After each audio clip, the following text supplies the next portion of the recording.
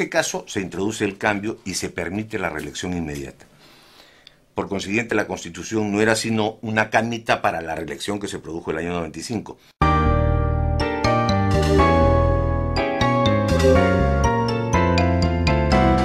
El 15 de noviembre de 1991, un grupo armado irrumpe en una humilde casa de los barrios altos donde se celebraba una fiesta y, ametrallando indiscriminadamente, deja 15 muertos, entre ellos un niño de 8 años. Chibolito. En estos momentos la Policía General está retirando a un menor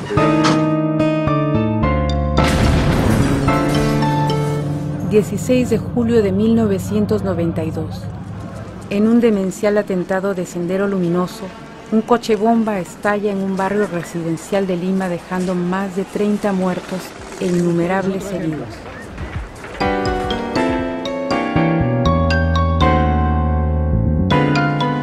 El 17 de julio, un grupo armado ingresa a la Universidad La Cantuta y secuestra a 10 estudiantes y un profesor. Nunca más fueron vistos con vida.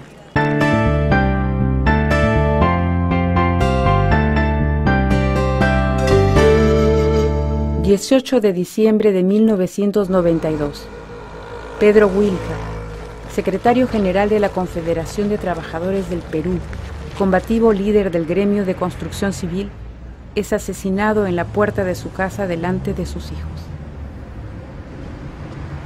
Nosotros fuimos los primeros en publicar, ¿no es cierto?, en publicar, recabar ahí y publicar un casquillo, ¿no?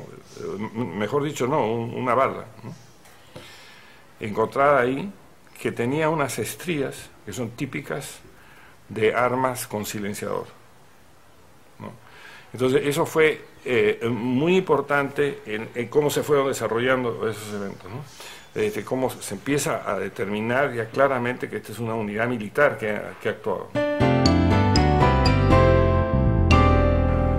Se señala que se trata básicamente de encubrir la acción dentro de una acción de rastrillaje, que se captura a las 11 personas, se les embarca en vehículos calificados aquí, a quien pertenecen, y se abandona el centro de estudios. Luego hay una parte que es tremenda, dice: aproximadamente a las 4:15, después de hecha ya la detención, se entrega los capturados a un oficial, todo con nombre y apellido, grados, etc. Debido a que el tiempo apremiaba, toman la carretera central con dirección a Lima y en plena marcha ordena a los integrantes de su equipo ejecutar a todos los capturados. Inicialmente se coordinó para enterrarlos en un lugar seguro, pero como el tiempo les jugó una mala pasada y la luz del alba estaba cerca, cuando se encontraban a la altura de Huachipa, proceden a enterrarlos en las chacras que quedan al pie de la carretera Ramiro Prealé. Algunos congresistas parece que han confundido o interpretado mal las cosas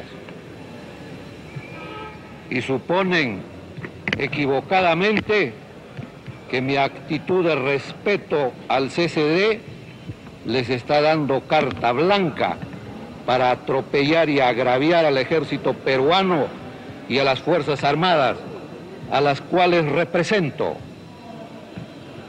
Y eso no lo voy a tolerar.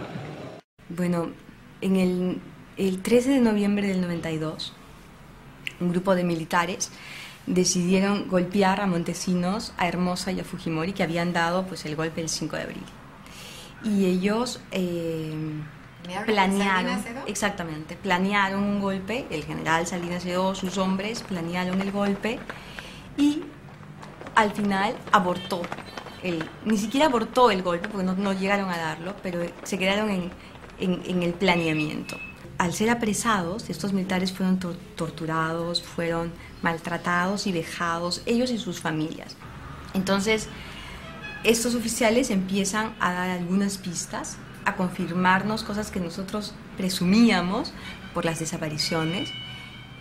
Y a partir de allí consigo dos fuentes que tenían que ver que habían estado en la formación del Grupo Colina, pero que habían terminado fuera porque no habían cumplido con los requisitos, ¿no? O sea, tener absoluta sangre fría para poder asesinar a quien fuere, aunque sea un niño de 8 años que trata de abrazarse de su padre, como ocurrió en la pollada de Barrios Altos. Entonces, estos dos agentes empiezan a contarme, esto es ya diciembre del 92, y en abril del 93 pudimos publicar en Garetas la investigación que revelaba la existencia, el nombre, la conformación del grupo y 2 de los crímenes más escandalosos que habían cometido, ¿no? Barrios Altos y La Cantuta, además de las fotografías de los integrantes y los cabecillas, ¿no?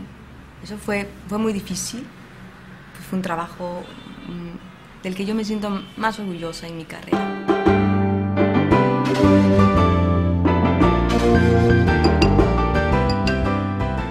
General Hermosa, usted lo sabe. Quiero que su ejército siga respetando los derechos humanos y que no vale a través de una cúpula a un pequeño grupo de asesinos.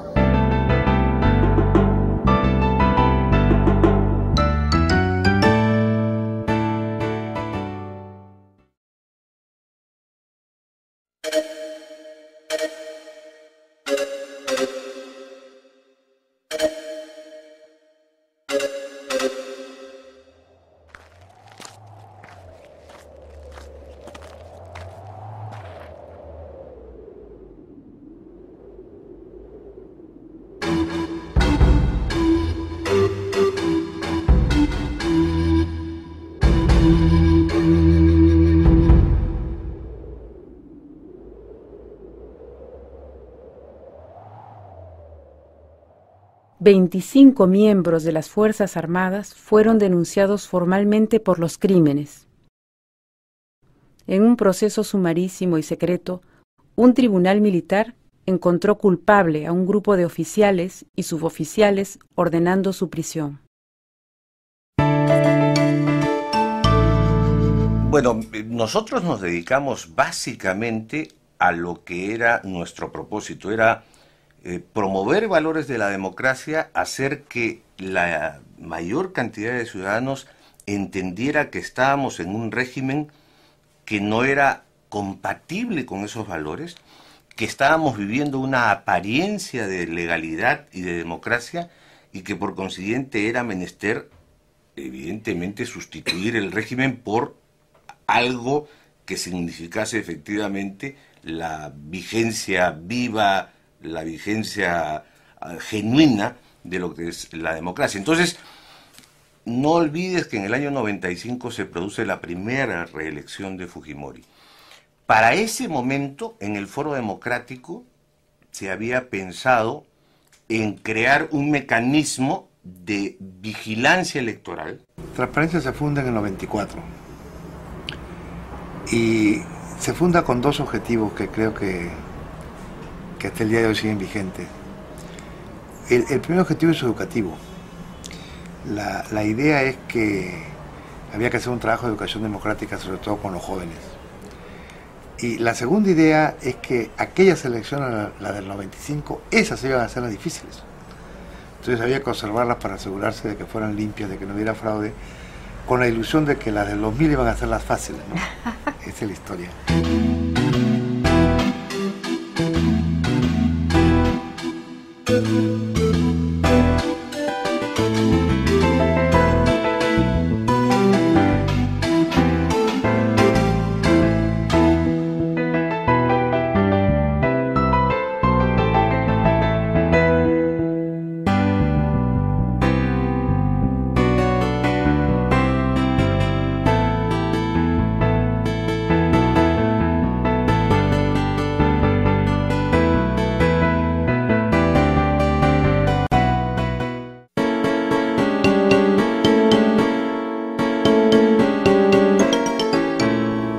Medida de carácter moral, no es una cuestión moral, presidente, es una medida de carácter político netamente, que significa respaldar a aquellos que por razón de su función, fueron a una guerra. Nosotros no podemos olvidar los crímenes.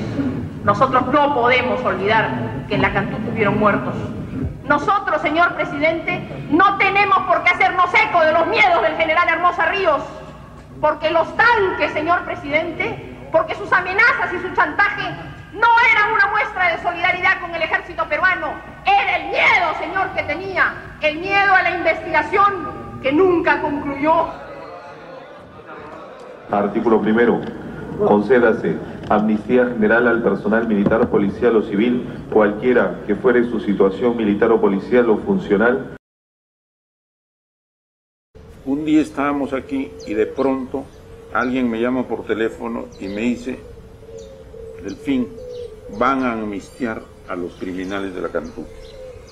Y de Barrios Altos. Y de Barrios Altos. Entonces yo le dije al Quintanilla: oye, no nos podemos quedar con los brazos cruzados. Vamos a acompañarlos al Palacio. ¿Dónde es esto? En el Palacio de Justicia. Vamos, pues, vamos a protestar, a decir que no es justo. Quintanilla, como me hace caso, nos fuimos juntos. Llegamos al Palacio de Justicia y estaban, habían pues 20 personas, los de la Cantuta y Barrios Altos, y 4 o 5 de Derechos Humanos. Y venía el juicio en el Palacio donde se declaraba la amnistía, ¿no?, a los asesinos. Entonces yo recuerdo que una señora tenía una pancarta con una foto de su hijo, el desaparecido. Entonces cuando la veía la señora, que apenas podía, démela acá, le dije. Ahí empezó la cosa, para mí. Entonces cogí la pancarta, la puse ahí y empecé a gritar: no a la impunidad, como me habían ilustrado los de derechos humanos. Se está dando patente de corso la posibilidad de que los asesinos estén sueltos. Lo único que falta es que los premien. Entonces, cuando hicimos este escándalo, apareció en los periódicos. Al otro día estábamos reunidos acá. Con lo conocido que tú eres, fue todavía así. No era, en estos líderes no era conocido. Entonces llegamos aquí y en la piscina nos reunimos la gente del Foro Democrático, la gente de Derechos Humanos, Amnistía Internacional, los partidos políticos. Y ahí al lado de la piscina, toda esa plataforma donde están los caballos, habrían por lo menos unas 100 personas. Entonces acordaron de que yo debería encabezar la marcha. A los 5 o 6 días nos reuníamos en la Plaza Francia y ese día llegaba el general Robles. Y me embarqué en el avión con mi esposa y regresamos, ¿no? Y en el transcurso, en ese momento, lo primero que hizo Fujimori y todo eso es aplicar la ley de amnistía al general Rodolfo Robles, amnistiándole y quitándole todos los procesos. O sea, cuando yo llegué, ya estaba amnistiado, estaba libre, no tenía ningún problema. Lo hizo muy bien, llegó y justo el día anterior recuerdo que me llamaba gente que yo no lo había visto más que en la televisión, no sabía que existían, para pedirme, por favor, que querían estar conmigo encabezando la marcha. Y yo me acuerdo que ese fue un poco la primera acción que concitó un poco más de atención a gente que hasta ese entonces no le había interesado, ¿no?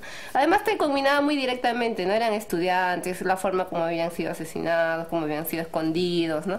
Entonces por ese lado fue un poco más sencillo llegar a gente que por lo general no le interesaba nada, ¿no? Hasta allá había un lado, digamos, humano, ¿no? Entonces por ahí sí creo que fueron las primeras coordinaciones, ¿no?